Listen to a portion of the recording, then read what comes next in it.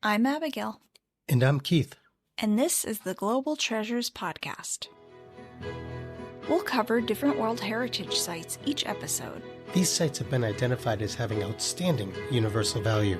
Because they have cultural and/or natural significance that is so exceptional that it transcends national boundaries and is of importance to present and future generations. There are 1,199 sites across the world, with more being added every single year.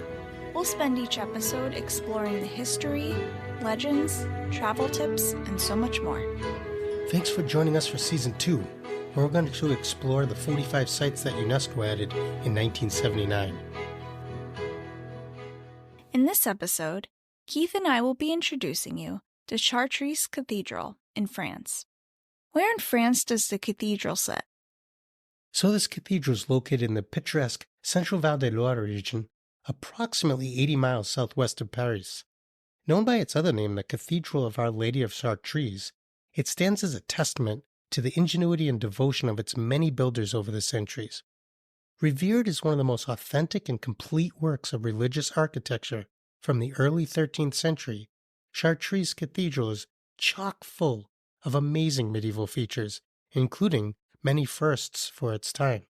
Its unity of architecture and decoration exemplifies the culmination of the first Gothic era, marked by innovative features such as the first use of flying buttresses to support its towering walls, allowing the windows to be much larger than cathedrals that came before.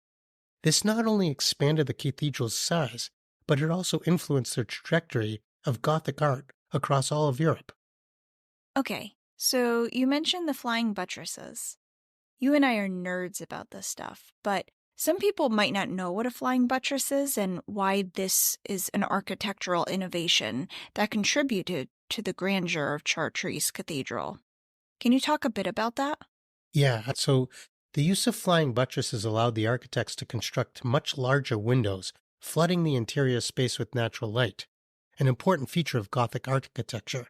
You can note these because they're large stone, almost like supports on the outside of a church. They kind of look like mini bridges.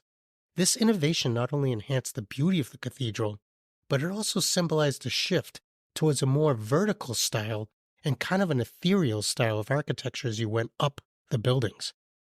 So I'm a spiritual/religious person, and for me, it's incredible to think about the impact of these innovations on pilgrims and those who worship there. Speaking of which, Chartres Cathedral was a renowned pilgrimage site during the Middle Ages. What role did pilgrimage play in the cathedral's history? Chartres Cathedral served as the focal point of pilgrimage for devout Christians throughout the medieval period, all the way up to today. It drew pilgrims from far and wide and all walks of life to venerate its revered relic, the Sancta Camisa, which is a relic believed to be the tunic worn by the Virgin Mary during the birth of Christ. Also enshrined within the cathedral is a venerated Black Madonna, which weirdly is now white, but that's its own story for later. This was a symbol of spiritual devotion and pilgrimage. The pilgrimage experience, coupled with the cathedral's stunning architecture and spiritual symbolism, must have given these pilgrims a profound sense of connection to their faith when they worshiped there. Absolutely.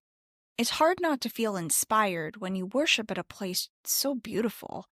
So now, as we explore the architectural features of Chartres, could you highlight some of the key elements that distinguish it from other Gothic cathedrals? Sure. One of the defining features of Chartres is its three great facades, each adorned with intricate sculptures that convey different theological narratives. The west facade, for instance, depicts the Last Judgment, while the north and south glorify the Virgin Mary and Christ respectively. Additionally, the cathedral's towering spires and stained glass windows exemplify the pinnacle of Gothic artistry, captivating visitors with their beauty and also their symbolism. It's good to note here how important the sculptures and the art of the cathedral, both on the inside and the outside, were to medieval worshippers. As most worshippers couldn't read, if not all of them, it helped worshippers understand Scripture through a visual narrative of biblical stories, rather than having to rely on somebody to read for them that they couldn't get access to all the time. So stepping into this sacred space, visitors are enveloped in the grandeur of French Gothic art, which, with its vast nave and the choir reconstructed in the pure ogival style, which is a style that is progressive lightening to the stonework and heightening of the structure as you look up. Just the description sounds magical, like something out of a fairy tale. I know you love diving into the history of these sites and that you always end up with more information than we could fit into a single episode. Can you kind of outline some of the highlights of the history? Yeah, wow, I had to really take just the highlights on this one. This could have been its own entire season. So just to give our listeners an idea, I just used about a tenth of the wonderful history of this cathedral that I researched, and there was much, much more. I had to stop at some point. So picking the most important events was the same as maybe picking my favorite food, not easy. So let's start where the story begins, in the 4th century, when the first church was erected at the base of a Gallo-Roman wall, marking the birth of the Diocese of Chartres as an episcopal see. However, this early structure met a terrible fate when it was put to the torch in 743 on the orders of the Duke of Aquitaine. A second church rose from those ashes, only to suffer a similar fate at the hand of Danish pirates in 858. This church was subsequently reconstructed and expanded, with remnants of its St. Lubin chapel still visible beneath the apse of the present cathedral. The third church at the site emerged in the early 11th century with the support from royal houses across Europe, including the generous contribution of Knut the Great, King of Norway, Denmark, and England. Wow, that must have been really expensive and time-consuming. I guess at least they were keeping people employed. Yeah, you're not kidding. I always thought that stone carvers must have been very busy in Europe in the Middle Ages. So anyway, the new cathedral soared on top of the remains of its predecessor, featuring an ambulatory encircling the earlier chapel and 3 grand chapels with Romanesque vaulted ceilings.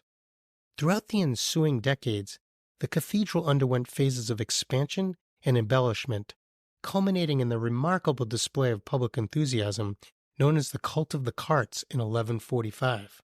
During this popular outburst, a multitude of worshippers converged upon the site, hauling carts laden with building supplies and provisions to support the cathedral's ongoing construction, a remarkable testament to the devotion of the people of the medieval town. So despite facing setbacks such as the fire of 1134, which damaged the facade and the bell tower, construction pressed forward. The iconic towers, capped by wooden spires and adorned with intricate sculptures, reached heights that rivaled Europe's grandest cathedrals. So what happened next? All right, here we go. Let's get into it. So by 1170, the South Bell Tower stood proudly alongside its counterpart on each side of the grand entrance, adorned with the magnificent royal portal. This primary entrance was stunning with its intricate carvings and profound symbolism, which was completed around 1140. Continuing with the theme of the last few episodes, another devastating fire on June 10th, 1194, actually left only the crypt and the newly constructed facade standing. Fortunately, a representative of the Pope happened to be in Chartres at the time of the fire and spread word of it. This prompted an outpouring of support from the people of all walks of life, from royal and noble patrons across Europe all the way down to commoners. With funds in hand, the reconstruction efforts commenced, fueled by a determination to restore the cathedral to its former glory. Incorporating the surviving elements into the new construction, artisans and laborers resurrected Chartres Cathedral. By 1220, only a quarter of a century after the fire, the majority of the cathedral stood once again. This kind of rapid progress was extraordinary by medieval standards.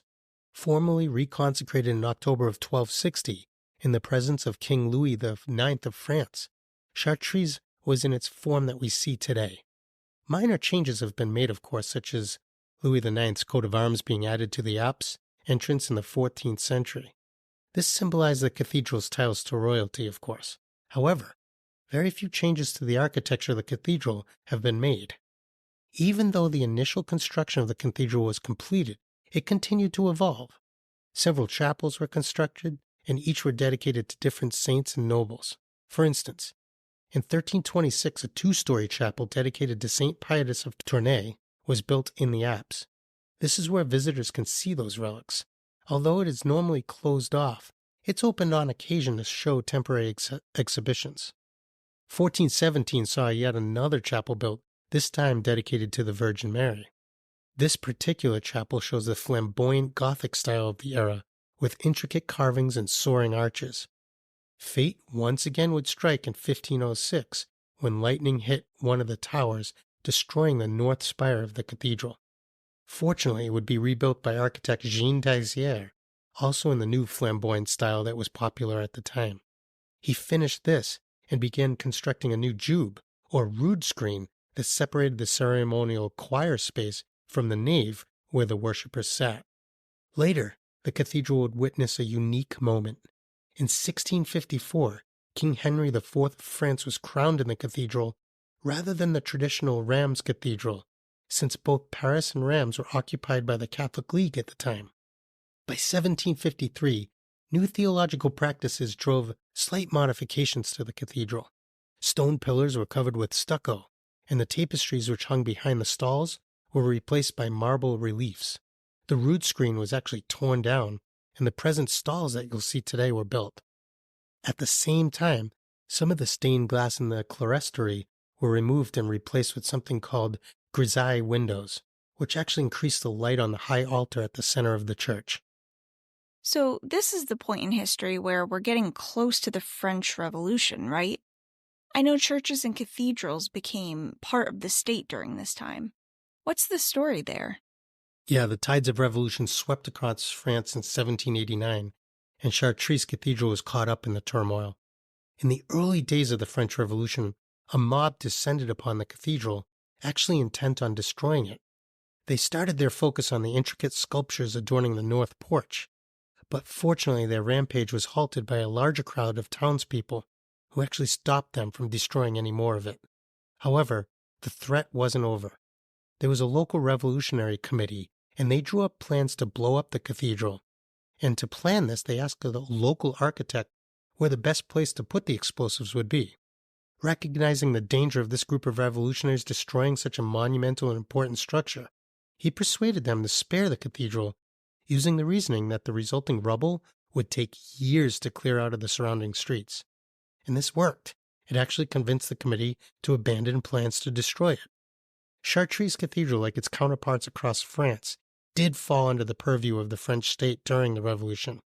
Actually, worship ceased there until the era of Napoleon. Yet, fortunately, the cathedral remained largely unscathed. Once again, tragedy struck the cathedral in 1836 when yet another fire was ignited, this time by a careless workman, which destroyed the cathedral's roof and the belfries. The lead-covered wooden roof was consumed by flames, leaving behind a completely charred shell.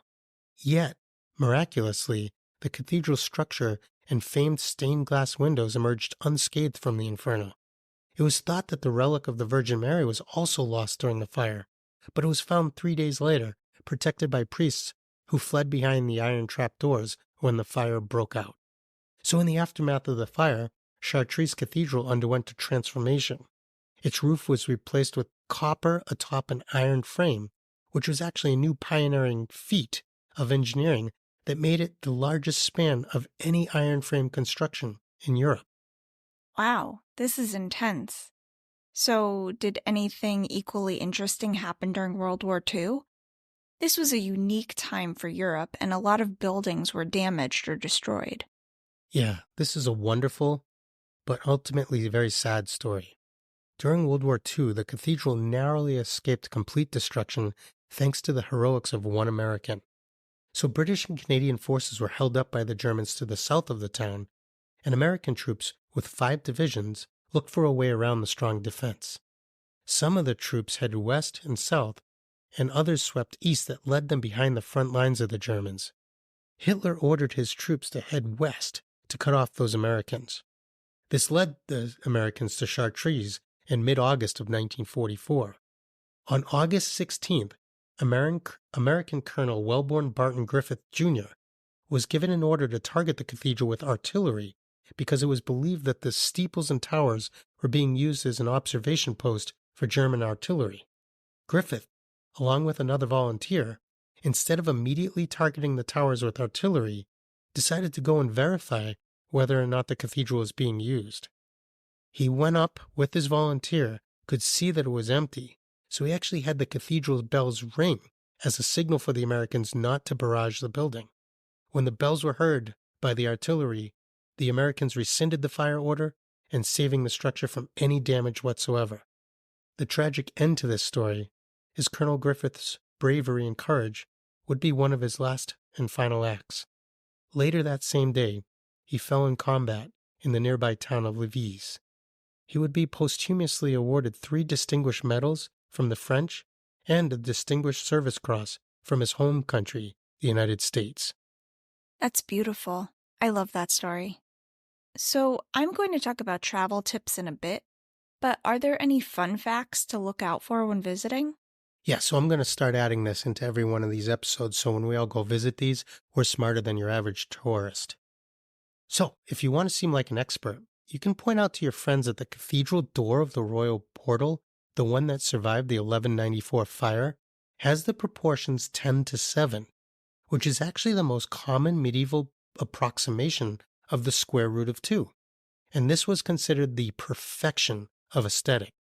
Another cool thing is the left portal has an image of Christ standing on a cloud supported by 2 angels.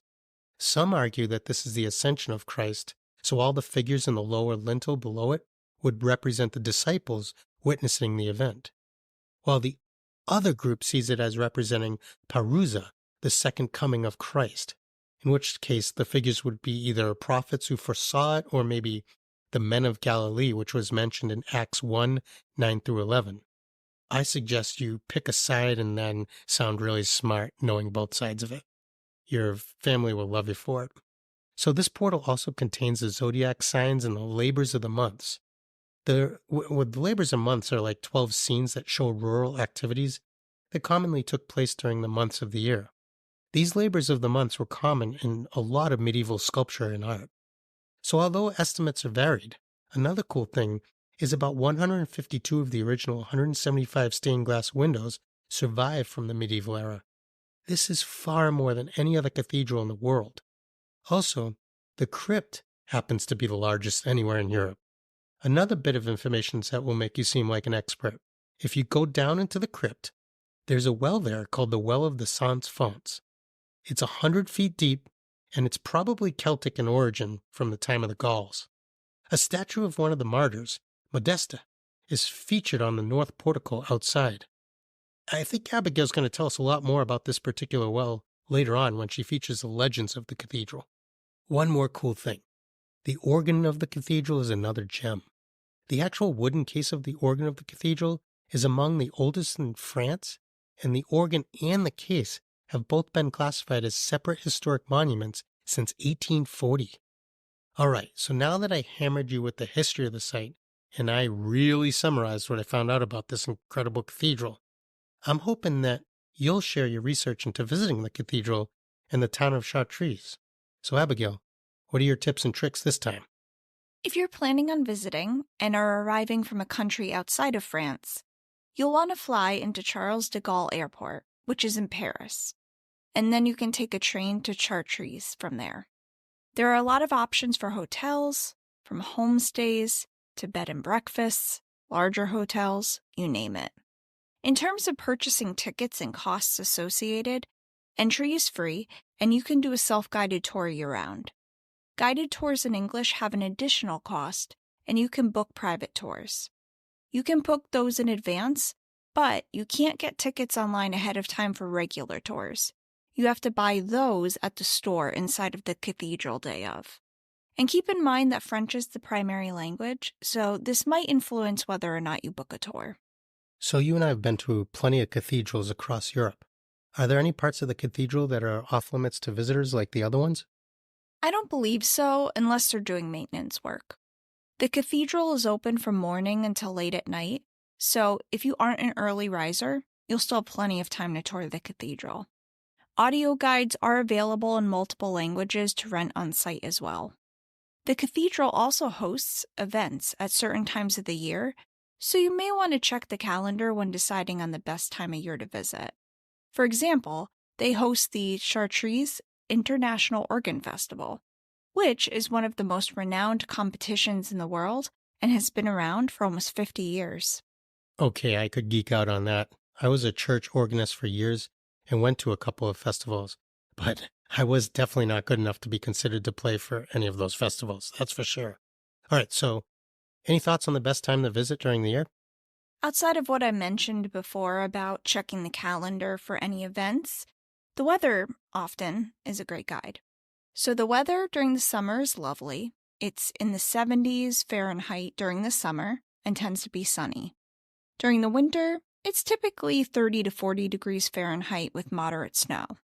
Something else that might draw you in for that part of the year is that they do a gorgeous nighttime light show around Chartres. So on the exterior of the cathedral and other famous historic spots, they project art and animated images on the building, and it's all set to music. It's really beautiful. So you can actually check out a map of all of the sites that are included online. That sounds romantic and cool at the same time. So, Abigail, if somebody's short on time, anything you'd recommend bundling in like a day trip? I mean, fun fact also, I heard that the town of Chartres is self-called the capital of perfumes. I also found out that they host a perfume festival in May. Well, that's up my alley. Something else you may want to see in Chartres is La Maison Picasso. It's a home that was built by a gentleman in the 1900s out of earthenware and mosaics. It's really stunning. Google a photo and you'll see what I mean. The cathedral and the house are only a mile or so away from each other. I should mention you can get around via taxi and public transportation very easily. And if you happen to be staying in the city of Love, Paris, to see the Louvre, Eiffel Tower, and other famous tourist attractions, you can do a day trip from Paris to Chartres by train. So I'm guessing this is one of the most popular visited sites in all of Europe. So how many visitors does the cathedral get per year? I'm going to guess quite a bit. So what's great, though, is this is one of the easiest UNESCO sites to get to. That's true, and probably why they garner more than 1 million visitors each year. Holy smokes, that is a lot. Okay, and of course, I always talk about the food. Yes, I know. So, some dishes of note worth trying include chicken in a pot, which is usually chicken cooked in white wine, broth, and vegetables. Fun backstory on this dish. Henry of Navarre was crowned in Chartres Cathedral at the end of February 1594, and many restaurants serve it to commemorate the event the last week of February each year. In terms of sweet treats, macarons are a popular sandwich cookie made from almond flour, lots of sugar, food dye, and egg whites. They're a very pretty dessert that can be found at patisseries. Generally speaking, Chartres has a wide variety of food options available, from Michelin star restaurants, bars, pubs, and cafes abound. I love the sound of chicken in a pot. Let's get over to France in February and celebrate Henry. What do you say? All right, sorry. I know I covered one true legend during the Revolution and also during World War II, but Abigail, you always seem to find incredible legends to share that once again make you smarter than the average tourist. So what did you find out for us about Chartres? The legends surrounding the cathedral are intense. There is so much to unpack here. The first part of my research was regarding the labyrinth maze, created on the floor using stonework. It's so important because it's believed to represent the spiritual path a pilgrim takes to reach the Holy Land. So I'm totally sorry to stop you so early here, but a lot of people, including myself until this research, actually don't know the difference between a labyrinth and a maze.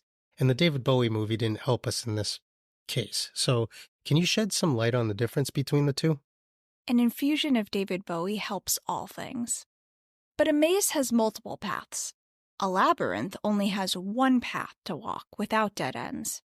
This labyrinth at Chartres is usually the last action a pilgrim will take upon arriving at the cathedral after a pilgrimage.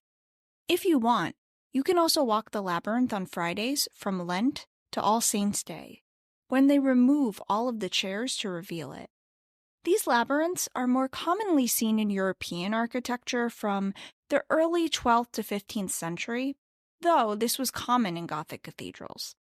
Most were ultimately removed because they were distractions for the worshippers. And apparently, the labyrinth used to have a picture of a minotaur in the center. Yeah, of course they're going to remove anything fun. But wait a minute, you just said a minotaur. Like the legendary big humanoid giant with horns and a face that looks like a bull?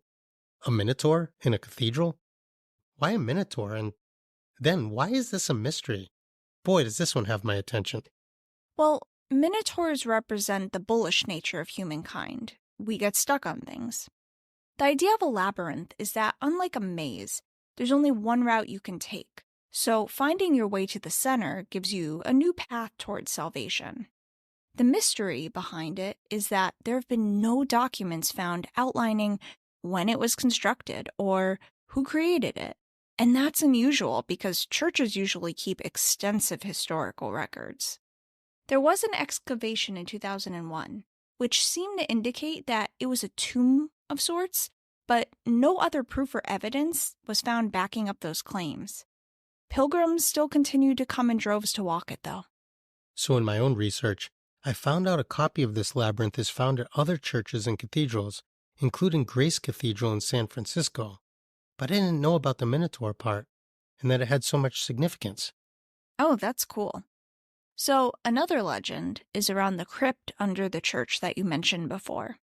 And like Keith said, this crypt had an ancient well dating back thousands of years to the time of the Gauls. For anyone who knows the horror movie The Ring, we know why wells are creepy. Let's just say the dead sometimes comes back to life. All right, I know the well was made famous by Christian martyrs, but a haunted well inside the largest crypt in Europe? Boy, does this sound right up your alley. Yeah, so it's believed to be haunted because historically, martyrs have been thrown down the well to their death. According to the legend, Quirinus, the Roman magistrate of the Gallo-Roman town, had the early Christian martyrs thrown down the well. One horrifying example is that of his own daughter, Modesta, who he threw down the well because he was furious that she became a Christian. To memorialize her sacrifice, there's a statue of her at the entrance to the cathedral. And there are crypt tours you can take, one per day in English. Candlelight crypt tours in French are offered as well. And I should note, understand it's really cold down there, so make sure that you bring a jacket even in hot weather, and please don't wear flip-flops, or you might join the undead said to reside down there. Holy smokes, are you kidding? That story about a father throwing his own daughter down a well is horrifying. Let's quickly move on from that one. So, want to transition to give the details of when and why UNESCO included Chartres in its list of World Heritage Sites? So, UNESCO described Chartres Cathedral as the high point of French Gothic art and a masterpiece. The cathedral has been listed as a historic monument since 1862. Conservation is funded and enforced by the Ministry of Culture and Communication. From the late 1990s until 2018, the exterior of the cathedral underwent an extensive cleaning, which helps maintain the structure and gives us an idea of what it originally looked like hundreds of years ago. 2009 saw the Monuments Historiques Division of the Ministry of Culture begin an $18.5 million program of works to clean the inside and outside of the cathedral. This included protecting the stained glass windows with a coating, as well as cleaning the inside masonry creamy white with marbling and gilded detailing. I can imagine that everything was filthy. Innumerable candles and oil lamps burning on the inside for almost a millennium.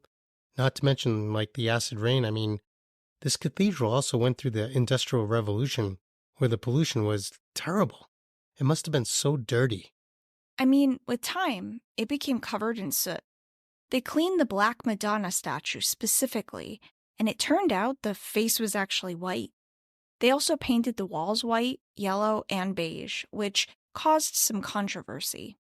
Many thought it was blasphemy and violated conservation contracts, such as the 1964 Charter of Venice. However, those overseeing the work stated that this restorative project was essential to keeping the building from falling into disrepair. Overall, they're doing a really great job with historic preservation of this site, and I am so excited to visit in the future. This site is a must-do if you're in Chartres, France. Thank you for listening to the Global Treasures podcast. If you would like to support the show, you can subscribe at Apple Podcasts, Podbean, Spotify, or wherever you get your podcasts. You can also check us out on YouTube and TikTok. A quick note about Abigail and I's work here. We truly believe in what we're doing to spread the word of these UNESCO sites. If you think this is important as well, consider leaving us a 5-star written review with a little message saying why. This helps others who may not even know about the UNESCO's program of these World Heritage Sites find this podcast and learn of these treasures. It also lets providers know that people find value in what we're doing. Thanks in advance. I know it takes time to rate these, and we value each and every one. We're so grateful to every one of our listeners who spread the word about these sites, and we can't wait to see you next time when we take you to Dinosaur Provincial Park in Canada.